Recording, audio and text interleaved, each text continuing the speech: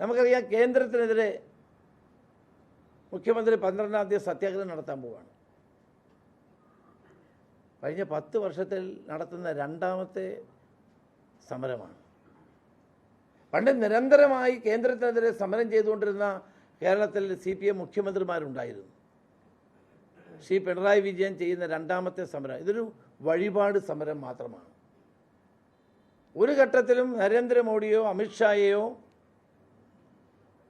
തെല്ലെങ്കിലും അലോരസപ്പെടുത്തുന്ന ഒരു നടപടിയും കേരളത്തിൻ്റെ മുഖ്യമന്ത്രിയുടെ ഭാഗത്തുനിന്നുണ്ടായിട്ടില്ല. ഈ സത്യാഗ്രഹം ഒരു കോമഡിയാണ്. തിരുവനന്തപുരത്ത് 12-ാം തീയതി നടക്കാൻ പോകുന്നത് ഒരു കോമഡി മാത്രമാണ്. നമുക്കറിയാം, പിണറായി ഭരണത്തിൽ RSS പിടിമുറുക്കുന്നു എന്ന് പറഞ്ഞത് ആരാണ്? ഇടതുപക്ഷ മുന്നണിയുടെ ഘടകകക്ഷികൾക്ക് പോലും ആ അഭിപ്രായമുണ്ട്. പോലീസിലെ RSS വൽക്കരണത്തെപ്പറ്റി ഏറ്റവും ശക്തമായി പ്രസ്താവന കൊടുത്ത ആരാണ്? ആനി രാജ എന്ന CPIയുടെ അഖിലേന്ത്യാ നേതാവാണ്.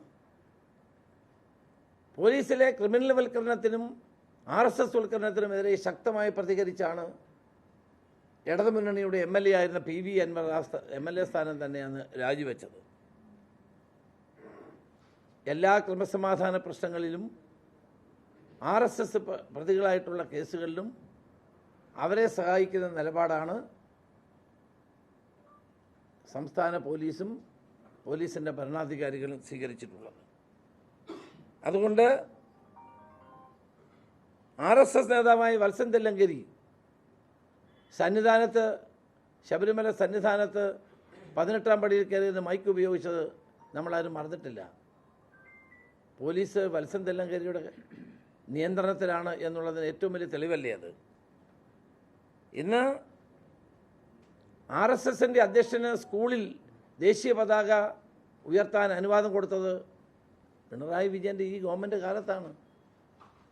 നമ്മളത് മറക്കരുത്.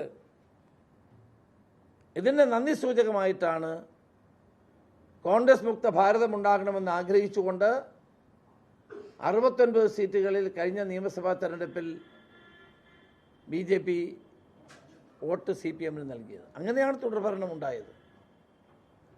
UDFന് 40% വോട്ട്, LDFന് 44% വോട്ട്, 14% പാർലമെൻറ്റ് തെരഞ്ഞെടുപ്പിൽ വോട്ടുണ്ടായിരുന്ന BJPയുടെ വോട്ട് 10 കുറഞ്ഞു. 4% വോട്ട് അങ്ങോട്ട് മാറിയപ്പോഴാണ് കേരളത്തിൽ തുടർഭരണമുണ്ടായത്. ഇന്ന് ജമാഅത്തെ ഇസ്ലാമിയുടെ പിന്തുണ CPMനുണ്ടെന്ന് സംസ്ഥാന സെക്രട്ടറി ആയപ്പോൾ ശ്രീ പിണറായി വിജയൻ നടത്തിയ പത്രസമ്മേളനം ഞാൻ ഓർക്കുകയാണ്. 40 വർഷമായി ജമാഅത്തെ ഇസ്ലാമിയുടെ പിന്തുണ നേടിയ ഒരു പാർട്ടിയാണ് ഇപ്പം ഞങ്ങളെ ആക്ഷേപിക്കാൻ ശ്രമിക്കുന്നത്. അപ്പോൾ മതേതര കേരളത്തെ വർഗീയവൽക്കരിക്കാൻ കേരളത്തിൻ്റെ മുഖ്യമന്ത്രിയും AK ബാലൻ അദ്ദേഹത്തിൻ്റെ നാവായും പ്രവർത്തിക്കുന്നത് ഒരിക്കലും മതേതര വിശ്വാസികളായ ജനങ്ങൾ അംഗീകരിച്ചു കൊടുക്കില്ല. AK ബാലൻ്റെ പ്രസ്താവനയോട് CPM സംസ്ഥാന സെക്രട്ടറിക്ക് വിയോജിപ്പാണ്, എന്നാൽ മുഖ്യമന്ത്രിക്ക് യോജിപ്പാണ്. ആര് പറയുന്നതാണ് ജനങ്ങൾ വിശ്വസിക്കേണ്ടത്? പാർട്ടി സെക്രട്ടറി MV ഗോവിന്ദൻ ഇന്നലെ തിരുവനന്തപുരം ജില്ലാ കമ്മിറ്റി യോഗത്തിൽ ഇതിനെ നിശിതമായി വിമർശിക്കുകയുണ്ടായി. പക്ഷേ വൈകിട്ട് മുഖ്യമന്ത്രിയുടെ പത്രസമ്മേളനത്തിൽ AK ബാലനെ അതിരറ്റ് പ്രോത്സാഹിപ്പിക്കുകയും പിന്തുണയ്ക്കുകയുമാണ് ചെയ്തത്.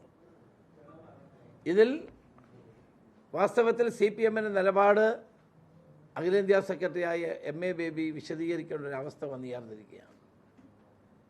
ഒരു കാര്യം ഞാൻ വളരെ വ്യക്തമാക്കാൻ ആഗ്രഹിക്കുന്നു. UDF പൂർണ്ണമായ മതേതര നിലപാടുമായിട്ട് മുന്നോട്ട് പോകുന്നൊരു മുന്നണിയാണ്. ഞങ്ങൾ 2 വോട്ടിന് വേണ്ടി മതേതരത്വത്തിൽ വെള്ളം ചേർക്കാൻ ആഗ്രഹിക്കാത്ത പാർട്ടിയാണ്. ഞങ്ങൾ ആ നിലപാടുമായി മുന്നോട്ട് പോകും. കഴിഞ്ഞ പഞ്ചാബ് ലോക്സഭാ തെരഞ്ഞെടുപ്പിലും ഉപതെരഞ്ഞെടുപ്പുകളിലും പഞ്ചായത്ത് തെരഞ്ഞെടുപ്പിലും കേരള ജനത ഒരു മാറ്റത്തിന് വേണ്ടി വോട്ട് ചെയ്തു. കേരളം മാറണം, കേരളത്തിലെ ഇന്നത്തെ ഭരണം മാറണം, ഒരു പുതിയ ഭരണം ഉണ്ടാകണമെന്ന് ആഗ്രഹിച്ചുകൊണ്ടാണ് ജനങ്ങൾ UDFന് വോട്ട് ചെയ്തത്.